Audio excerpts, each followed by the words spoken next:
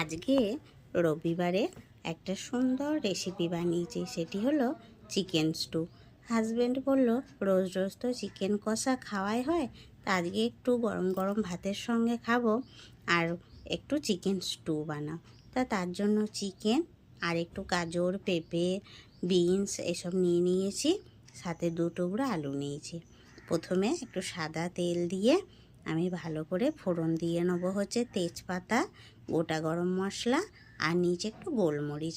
এবার একটা মিডিয়াম সাইজের পেঁয়াজকে কুচো করে নিয়েছি, হালকা ভাজতেই দিয়ে দিলাম চিকেনগুলো দিয়েও হালকা নাড়াচাড়া করে নেব।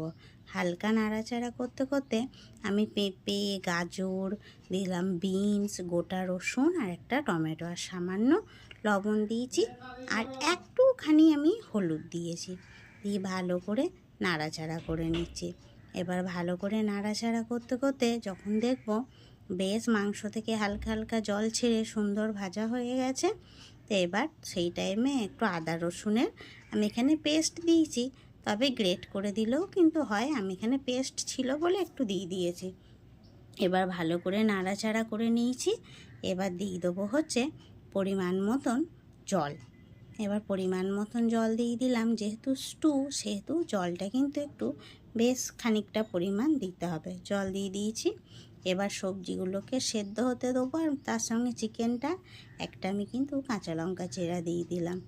এবার আমি 1 চামচ চালের গুঁড়োকে আমি জলে গুলে রেখে দিলাম। এবার এদিকেও আমার কিন্তু চিকেন, গাজর, পেঁপে সব সেদ্ধ হয়ে এসেছে। এই টাইমে আমি চালের গুঁড়ো জলটা দিলাম আর তার সাথে দিলাম হচ্ছে ধনেপাতা দিয়ে দিলাম। আর এই দেখুন আমার খুব সুন্দর কিন্তু গাজর পেঁপেগুলোও বেশ সেদ্ধ হয়ে গেছে।